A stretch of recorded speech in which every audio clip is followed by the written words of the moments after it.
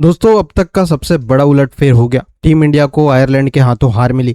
लेकिन क्या आपको पता है इस हार के चार सबसे बड़ी वजह क्या थी?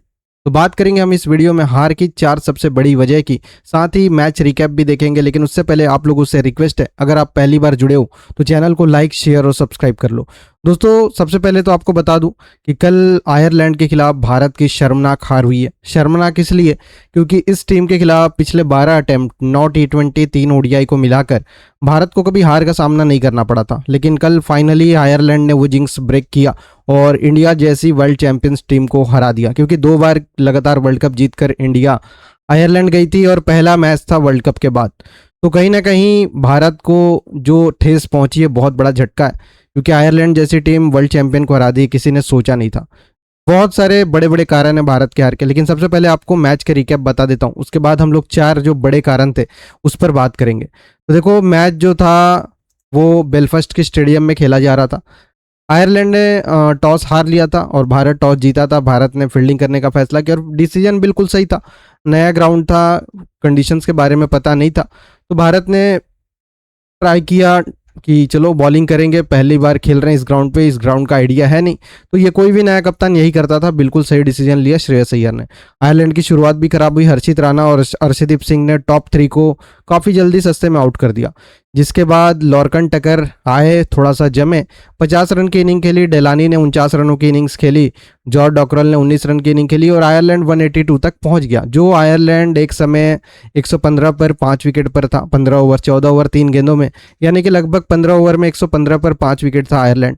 वो आयरलैंड आखिरकार 182 तक पहुंचा कैसे? तो एंड के ओवर में प्रसिद्ध कृष्णा 4 ओवर में 57 रन लुटाते हैं, वाशिंगटन सुंदर 1 ओवर में 19 रन लुटाते हैं। और इन दोनों की खराब गेंदबाजी की वजह से कहीं ना कहीं भारत मैच के यानी पहले इनिंग के आखिरी हिस्सों में बिछड़ गया और आयरलैंड ने वो स्कोर खड़ा कर दिया जो इस पिच के हिसाब से अबव पार था। मैंने आपको मैच प्रीव्यू में बताया था कि 150 का एवरेज स्कोर इस पिच का था, 160 170 तक चेसेबल था, लेकिन 182 काफ़ी ऊपर हो गया। फिर भी इंडिया के बैटिंग और इंडिया की स्ट्रेंथ को देखते हुए सब लोग बैक कर रहे थे कि इंडिया चेस कर जाएगा। अब जवाब में भारत की बैटिंग की शुरुआत होती है। संजू सैमसन सस्ते में आउट हो जाते हैं, क्योंकि हमने देखा है संजू सैमसन की थोड़ी सी वीकनेस है, ऑफ स्टंप से बाहर जाती गेंदों को छेड़ते हैं और इनसाइड एज लग के कॉट एंड बोल्ड हो जाते हैं। यहाँ तक ठीक था। फिर ईशान किशन आए, वो भी 1 रन पर आउट हो गए। श्रेयस अय्यर आए, वो भी 3 रन पर आउट हो गए। तो भारत के लगातार झटके लगे। लेकिन एक तरफ से अभिषेक शर्मा ने सिर्फ 20 गेंदों पर 49 रन की इनिंग खेली।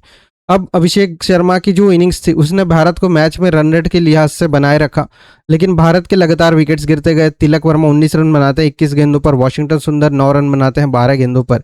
अंत में शिवम दुबे थोड़ी देर के लिए भारत को कुछ होप देते हैं 25 रन की इनिंग खेलकर 14 गेंदों पर। अक्षर पटेल 15 रन 16 गेंदों पर और एंड में 3 विकेट मिलते हैं हम्फ्रीज को, 2 विकेट मुंद्रा को, 3 विकेट मैथ्यू हॉलैंड को। और कुल मिलाकर आयरलैंड ने बहुत ज़बरदस्त गेंदबाजी की और भारत को 34 रन से हार का सामना करना पड़ा। सबसे खराब चीज़ यह है कि भारत ने पूरे 20 ओवर भी नहीं खेले। अब एक छोटी टीम के खिलाफ ऑल आउट हो जाना बहुत ज़्यादा खराब लगता है। तो आखिरकार भारत को यह हार मिल कैसे गई? तो अब बात करेंगे हम लोग 4 वो सबसे बड़े कारण जिस वजह से भारत को कहीं ना कहीं इस मैच में हार मिली है। तो आपको बताना चाहूँगा जो सबसे पहला कारण है वो है प्रसिद्ध कृष्णा। देखो, प्रसिद्ध कृष्णा की बात मैं इसलिए कह रहा हूँ क्योंकि जिस पिच पर बाकी गेंदबाजों ने, तेज गेंदबाजों ने जबरदस्त गेंदबाजी की, उस पिच पर प्रसिद्ध कृष्णा 4 ओवर में 57 रन, ये हजम नहीं होता है। क्योंकि प्रसिद्ध कृष्णा वो खिलाड़ी है जिनको लगातार टेस्ट क्रिकेट हो, ओडीआई क्रिकेट हो, T20 क्रिकेट हो, लगातार मौके दिए जा रहे हैं, लगातार खिलाए जा रहे हैं और उनसे उम्मीद की जा रही है कि ये बेहतर करेंगे। आने वाला फ्यूचर है। मोहम्मद शमी को बाहर रख करके हम ओडीआई क्रिकेट में प्रसिद्ध कृष्णा को लगातार मौके दे रहे हैं, लेकिन प्रसिद्ध कृष्णा ऐसे गेंदबाज हैं जो इतने मौके देने के बाद भी परफॉर्मेंस नहीं दे रहे हैं।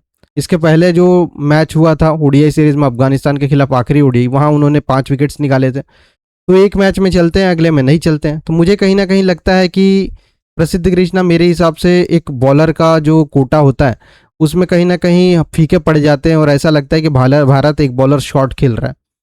आप खुद सोचिए कि प्रसिद्ध कृष्णा 5 विकेट लेते हैं अफगानिस्तान के खिलाफ आखिरी ओडीआई में, और यहाँ आकर देखिए क्या हाल है। तो कहीं ना कहीं प्रसिद्ध कृष्णा ऐसे गेंदबाज है जो हमेशा से रन लुटाते हैं, एक मैच की बात नहीं है। जब वो विकेट्स लेते हैं तब भी रन्स लुटाते हैं। तो कहीं ना कहीं उनको अपनी लाइन लेंथ पर ध्यान देना होगा और काम करना होगा। बीसीसीआई मैनेजमेंट को सोचना पड़ेगा कि क्या इस प्रसिद्ध कृष्णा को लगातार इतने मौके देना सही है, क्योंकि वो तो खरे नहीं उतर रहे। उमेश यादव एग्जाम्पल है, उमेश यादव लगातार भारत के लिए टेस्ट क्रिकेट खेल रहे थे, लेकिन उनको अब भी आज भी बोलोगे आपकी एक लाइन लेंथ पे पूरी 6 की 6 गेंदें फेंकनी है तो नहीं फेंक पाएंगे। तो कहीं ना कहीं वो कमी रह गई है प्रसिद्ध कृष्णा में भी। लगातार रन्स लुटाए जा रहे हैं। कल भी कहीं ना कहीं उनकी ही गेंदबाजी थी जो आखिरी के मैच के आखिरी इनिंग्स में, मतलब आयरलैंड की जो फर्स्ट इनिंग थी उसके आखिरी ओवरों में आयरलैंड इतने आगे चली गई, वरना ये आयरलैंड 150-160 से ऊपर नहीं जाने वाली थी। तो कहीं ना कहीं प्रसिद्ध कृष्णा भारत के सबसे पहले कारण है जिस वजह से भारत को हार मिली। दूसरा सबसे बड़ा कारण है वो है तिलक वर्मा। देखो तिलक वर्मा पे मैं क्यों बात कर रहा हूँ, बहुत से लोगों ने स्लो खेला कल, लेकिन तिलक वर्मा पे बात करना इसलिए जरूरी है क्योंकि तिलक वर्मा की परेशानी वर्ल्ड कप से शुरू हुई है। वर्ल्ड कप 2026 का है, वहां से तिलक वर्मा की परेशानी शुरू हुई। वर्ल्ड कप से पहले एशिया कप का फाइनल हमें जिताया था पाकिस्तान के खिलाफ, वहां तक सब कुछ सही था, लेकिन वर्ल्ड कप से परेशानी शुरू हुई। वर्ल्ड कप में आए, वर्ल्ड कप में वो स्पिन को खेल नहीं पा रहे थे। टीम मैनेजमेंट ने डिसीजन लिया कि उनको नीचे की तरफ ढकेला जाए। वर्ल्ड कप में 6-7वें पोजीशन पे बैटिंग करने लगे, मैच की इनिंग्स को फिनिश करने लगे। उसके बाद तेज गेंदबाज ठीक ठाक खेल रहे थे, लेकिन स्पिनर में खेलने में दिक्कतें आ रही थी। इंडिया ए की कप्तानी दी गई, इंडिया ए की टीम में गए कप्तान थे, और श्रीलंका की ज़मीन पर हमने देखा जहां बाकी बैट्समैन 150 के स्ट्राइक रेट से रन बना रहे थे, वहां तिलक वर्मा 70 के स्ट्राइक रेट से रन बना रहे थे। तो कहीं ना कहीं तिलक वर्मा में दिक्कतें तो है, दिक्कत है कि वो बीच के ओवरों में रन गति को बढ़ा नहीं पा रहे। अब क्यों नहीं बढ़ा पा रहे हैं, इसके पीछे तिलक वर्मा को अपनी स्ट्रेटेजी, अपने टेक्निक पर काम करना होगा। लेकिन तिलक वर्मा का ये परफॉर्मेंस बीसीसीआई भी देख रहा था, टीम मैनेजमेंट भी देख रहा था, बावजूद इसके आपने उनको वाइस कप्तानी थमा दी। अब इस टीम में देखो आप, अगर तिलक वर्मा वाइस कप्तान नहीं होते तो 5वें-6वें नंबर पे खेलने के लिए सूर्यांश शेड़गे भी बहुत अच्छे खिलाड़ी थे, लेकिन तिलक वर्मा क्योंकि वाइस कप्तान है तो मजबूरी है। अब तिलक वर्मा को हमको टॉप 4 में तो खेल नहीं सकते, टॉप 5 में आएंगे, 6 में आएंगे, 7 में आएंगे, लेकिन टॉप 4 में तो खेल नहीं सकते। और 5वें-6वें-7वें नंबर पे हमें पावर हिटर चाहिए जो बड़े शॉट्स आसानी से लगा ले, रन गति को आसानी से बढ़ा दे। तो कहीं ना कहीं भारत की जो मैनेजमेंट है वो क्या सोच के इनको वाइस कप्तान बनाया, शायद उनको लगा होगा रेगुलर मेंबर है इसलिए, लेकिन दिक्कतें तो है, दिक्कतें बहुत ज़्यादा है तिलक वर्मा में। अगर तिलक वर्मा का यही हाल रहा तो बहुत जल्द वाइस कप्तानी उनसे छीनी जा सकती है। साथ ही भारत के परफॉर्मेंस पर भी बहुत ज़्यादा असर डाल रही है उनकी बैटिंग। तो तिलक वर्मा को लेकर भारत को बहुत जल्द कुछ ना कुछ सोचना होगा और देखना होगा कि क्या ये तिलक वर्मा इंडिया के लिए बेस्ट है 5वें नंबर पे, क्योंकि इनसे बेटर रिंकू सिंह बैठे हुए हैं, मतलब स्क्वाड का हिस्सा ही नहीं है, क्योंकि ये वाइस कप्तान है इसलिए मजबूरी है इनको खिलाना। तो ये दो बड़े बड़े कारण हो गए। अब तीसरे कारण पे आते हैं, वो तीसरा बड़ा कारण है श्रेयस अय्यर की कप्तानी। देखो श्रेयस अय्यर की कप्तानी पे इसलिए सवाल उठा रहा हूँ क्योंकि देखो जो हमारे शिवम दुबे 3 ओवर में 18 रन दिए थे, 1 विकेट हासिल किए थे, बावजूद इसके उनका 1 ओवर नहीं कराया गया, और वो 1 ओवर वॉशिंगटन सुंदर से कराया गया जो कि 1 ओवर में 19 रन खाते हैं। तो मतलब क्या है, आपके पास 6 बॉलिंग ऑप्शंस है तो 6 के 6 यूज़ करना, ये कहीं लिखा तो नहीं है। आप चाहते तो सिर्फ शिवम दुबे से 1 और ओवर डलवा के, वॉशिंगटन से नहीं डलवाते, 5 ही बॉलर आपके यूज़ होते। तो कहीं ना कहीं श्रेयस अय्यर की कप्तानी में भी चूक हुई है। वॉशिंगटन से 1 ओवर डलवाने की कोई ज़रूरत नहीं थी, वो 19 रन खा गए, और जबकि शिवम दुबे का 1 ओवर बचा था, वो 3 ओवर में सिर्फ 18 रन दिए थे, और पिच से, ग्राउंड से, कंडीशन से मदद मिल रही थी तेज गेंदबाजों को। तो श्रेयस अय्यर की कप्तानी में भी कहीं ना कहीं थोड़ी सी मिस्टेक हुई है। उसके बाद आते हैं चौथे बड़े कारण पे, वो है टीम कॉम्बिनेशन। देखो मैं गौतम गंभीर की सोच का ही जिक्र करूंगा। उनके हिसाब से हर्षित राणा को ऑलराउंडर मानते हैं, तो आपने 9 नंबर तक बैटिंग लेकर चले गए।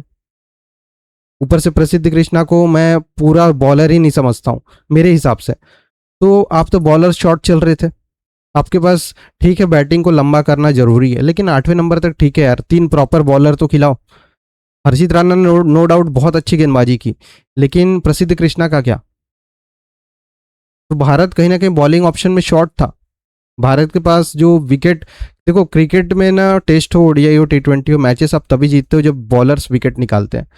जरूर बैटिंग में भी रन्स की जरूरत होती है, दोनों मिलकर ही क्रिकेट बना है, लेकिन बॉलर्स अगर आपके पास मैच विनर्स हो, विकेट्स निकालने वाले हो, जो पूरे विकेट्स निकाल दे, तो आपको मैच जिताते हैं, टूर्नामेंट जिताते हैं। तो कहीं ना कहीं गौतम गंभीर ने जो कॉम्बिनेशन बनाया था 90 नंबर तक बैटिंग, अगर हर्षित राणा को ऑलराउंडर माने, तो बॉलिंग भारत की वीक हो गई थी और ये एक और बड़ा कारण था टीम कॉम्बिनेशन को लेकर, जिस वजह से भारत को हार का सामना करना पड़ा। तो ये सारी चीज़ें थी, मैच अपडेट था, आखिर भारत हारा कैसे आयरलैंड से।